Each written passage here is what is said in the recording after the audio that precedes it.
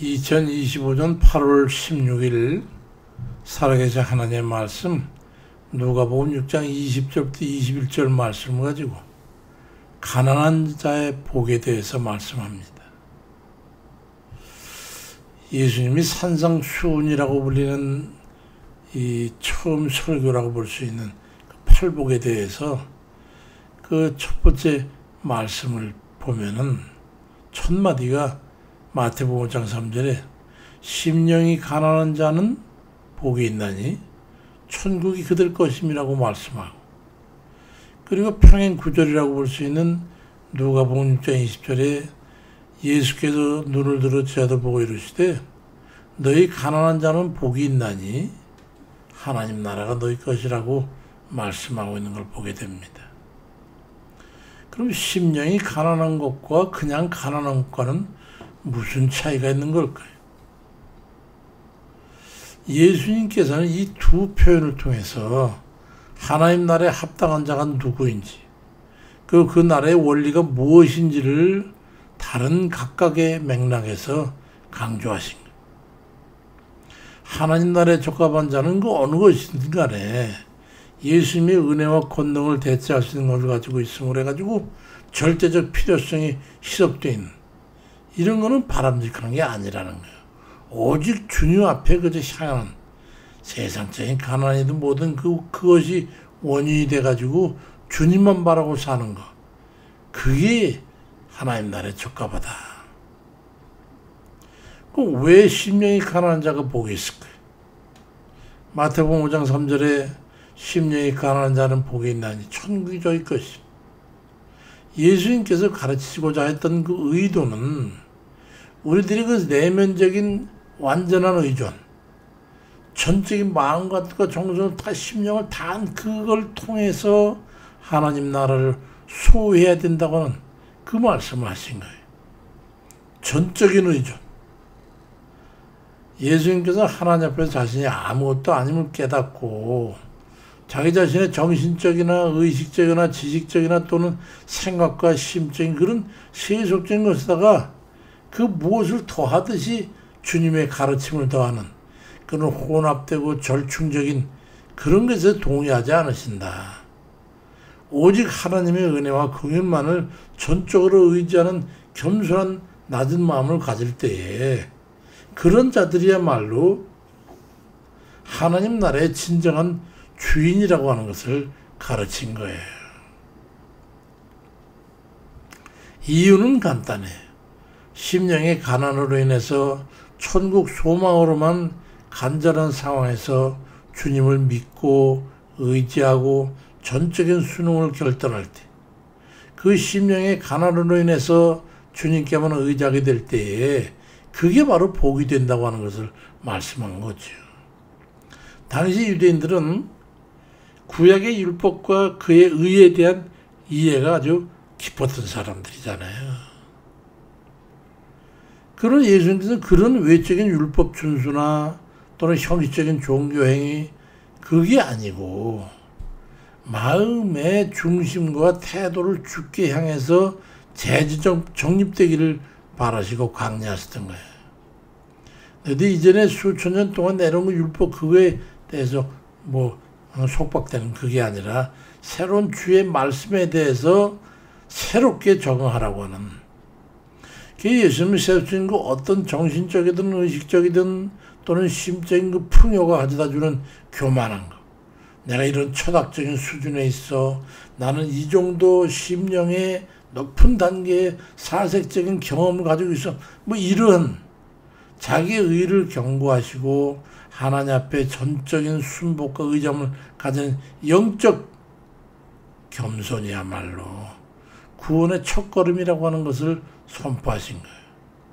자고함, 자위함 이런 거 다 버리라는 거예요. 이런 영적인 가난함은 세상의 지위나 재산이나 지식 이런 것과 관계없이 모든 사람이 취해야 될 태도인 거예요.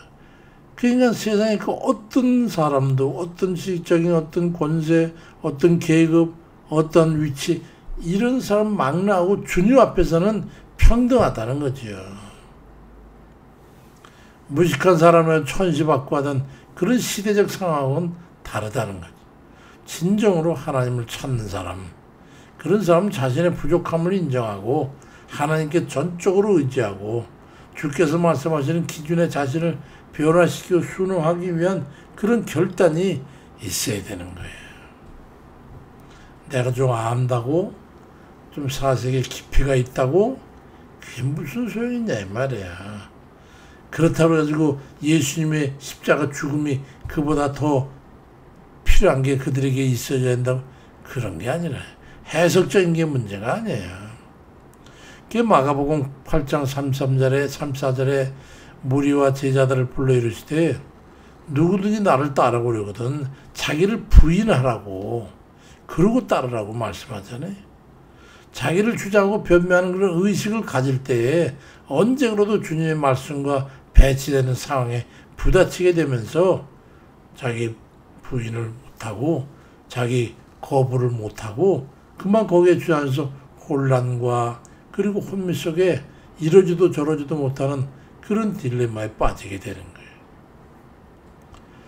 주의 말씀대로 기도해도 원하는 바를 이루지 못하거나 주 뜻대로 행한다고 해서 결과는 그에 미치지 못하게 됨을 해가지고 주를 향한 믿음의 혼란을 겪게 되는 거예요. 왜 기도해도 안 되지? 내가 주 뜻대로 산다고 그러는데도 왜 나는 행복하지 않지? 이런 거에 부딪히게 되는 거예요. 자기가 하나님께 온전히 바로 서지 못했다는 것을 잘 모르는 거예요.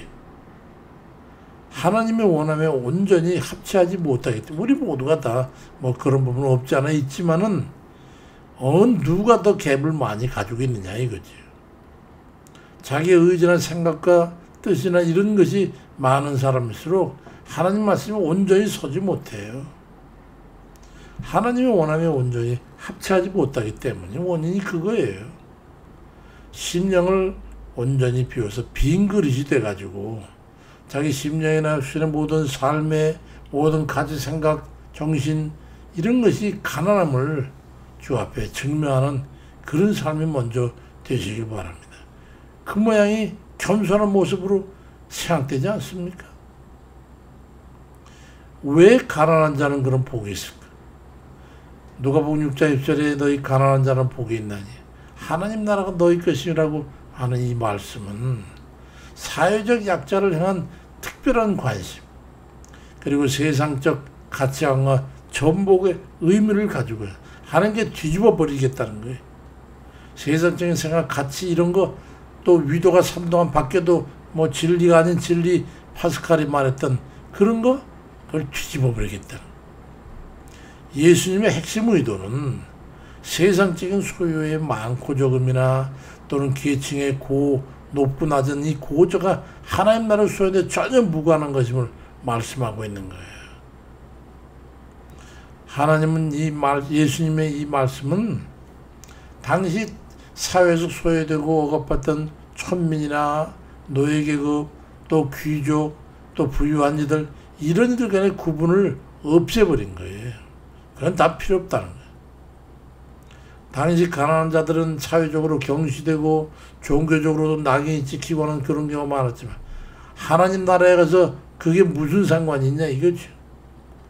예수님이 이런 세상의 가치관을 뒤엎어버리고 오히려 그들을 하나님 나라의 상속자로 가난한 자들을 선언하신 거예요. 없는 자로부터 시작된다 이거지요. 있는 것에 더해 시작되는 그게 아니라 그럼 치아가 지잖아요. 하나님 나라는 그런 게 아니다. 이 시대 와서 기독교를 갖다가 비하하는 용어로 개독교라는 그런 말하지만 이 말의 어원이 뭔지를 알아요. 세상적인 가난 스스로 벗어나가지고 자기는 부유한 계층으로 자유하는 그런 이들의 삶의 행태에 뿌리를 두고 있는 거예요. 나는 좀 나은데 난 좀 부자로 살고 있는데 내 생각과 의식은 훨씬 더 높은 사색에 담겨 이르는데 그러다 보니까 그보다 못하거나 비교되거나 이런 이들 생활에 좀 불편하거나 모순이 있거나 또는 아니면은 좀 의식의 부족함으로 해가지고 행동에 천박함이 묻어있는 그런 중에서 보면은 그 사람을 여기지 않는다. 그를 일컬어서 개독교라고 하는 거예요. 그러니까 개독교라고 칭하는 그 사람들 공격하는 지탄하는 이 사람들이 얼마나 교만되고 잘못된 의식을 가지고 있는 자들이라는 것을 알아야 되는 거예요. 예수님은 외적인 물질적 가난함이 하나님께 대한 깊은 의존과 간절함을 난다고 하는 것을 우리 주님은 잘 아셨어요. 그러한 원인으로 작용하는 물질적인 빈곤이나 그 빈곤함 속에서 물질이 아닌 하나님을 의지하는 마음, 그리고 세상에 부여한 가치에 매지 않는 그런 삶의 태도, 여기에 진정한 복이 있다고 하는 그 말씀을 하신 거예요. 충분한 세상 것으로 어떻게 하면 즐기고 만족할까를 생각하기 때문에 주님께 대한 열망이 없으니까 천국에 대한 갈망이 크지 않게 되면서 천국에서 그들은 멀어져 있다는 걸 말씀하고 있는 거지.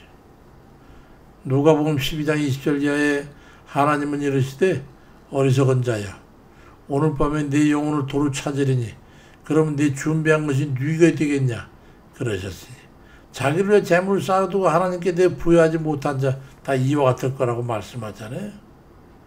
세상에 충분하면 또 나머지 거에 갈급함을 못 느끼는 것 같은 거죠.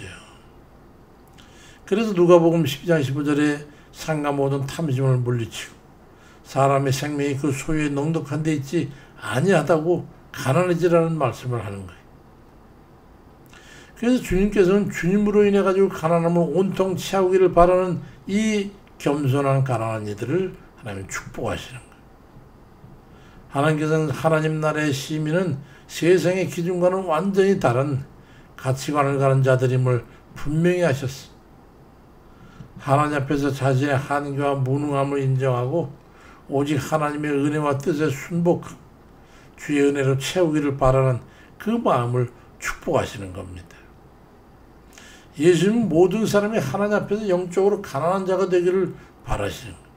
특히 물질적으로 가난해서 세상에 의지할 것이 없는 자들, 그들이야말로 그 영적 가난함을 더욱 쉽게 깨달을 수 있음을 말씀하는 거예요.